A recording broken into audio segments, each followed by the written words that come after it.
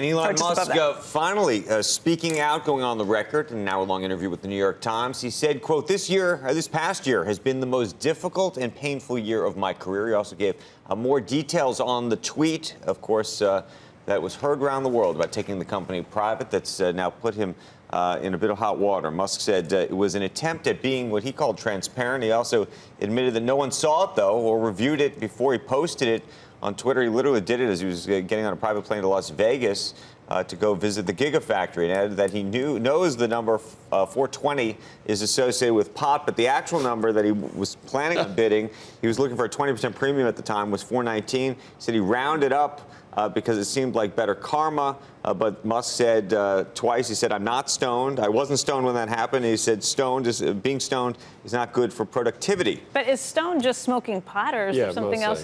Well, so the two other issues related to drugs are Ambien use, which apparently has apparently been a big issue for him. He's been sleeping in this factory office, on this floor. Taking Ambien. Apparently, the Ambien often doesn't work, and he's often staying up at night, tweeting at night, potentially while on Ambien. I don't believe he said that specifically, but the story cites a couple people talking about Ambien instead of tweeting while intoxicated, tweeting on Ambien. But in this case, the tweet itself, the financing secured, I don't believe he or anybody else has indicated was the result of Ambien. Because they've issued this whole thing why he says it was an accurate tweet. He, by the way, said he said, he was asked, do you regret the tweet? And he said, why would I?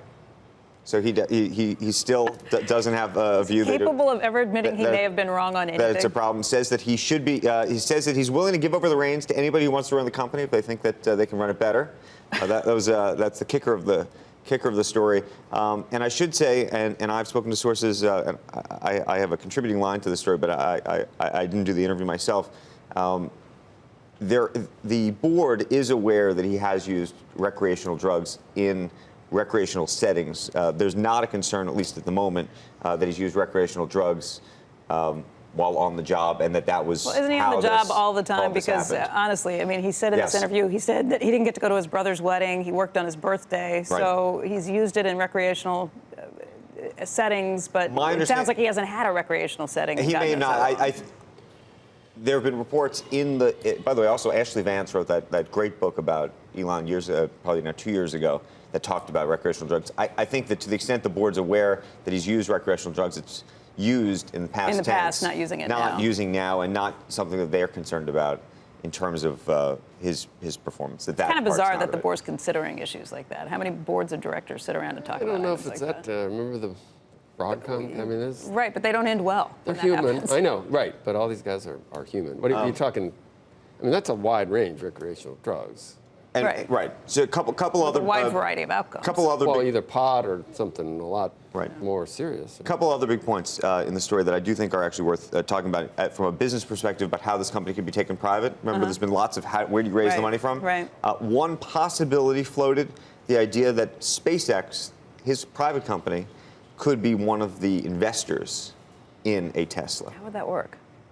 Same way the solar thing worked. Effectively, SpaceX, which is a private... Yeah, but the solar thing, they were taking on additional... SpaceX is a private company. That wasn't exactly a help on the bottom line. He wanted to do them. And then the second piece is that it still doesn't cover the funding issues. I mean, well, the question is whether that would be one source of funding. It doesn't cover all of the funding. The question is... suck the funding away from SpaceX? Well, first of all, SpaceX right now, interestingly enough, apparently is become like a cash machine.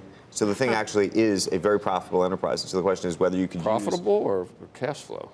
I actually think it's a profitable company at this point, because by the way, there's huge government contracts, there's huge corporate contracts, and the question is whether you could either use that cash or some kind of stock component to buy this. So without any government help. And then the other piece is that there seems to be an active effort of some sort to find Elon Musk a number two, a Sheryl Sandberg, if you will, who can help him manage the situation. Our guest host, well, never mind. I can't remember if that was on air or not. Never mind. So, nonetheless, those are some of the various pieces in this piece. All right. Believe it or not, there is actually more Tesla news to tell you about. The SEC is reportedly pressing Tesla's board for details on their communications with the CEO, Elon Musk. The Wall Street Journal says that regulators want to know how much information he shared before tweeting last week about a potential deal to take Tesla private. Sources say that the SEC is probing whether Musk intentionally misled investors in an attempt to try and hurt short sellers by driving up Tesla's stock price.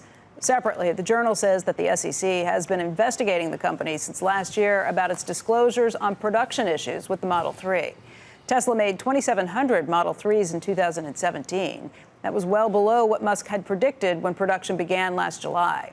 The company could face sanctions if regulators find it misled investors about the cause or extent of production delays. Meantime, an employee fired from Tesla's battery factory in Nevada has filed a whistleblower complaint with the SEC. Carl Hansen was a former member of Tesla's internal investigations team. His attorney says that he is accusing the company of spying on workers at the Gigafactory and failing to act after learning a Mexican drug cartel may have been dealing drugs at the plant. Wow, this gets weirder by the minute.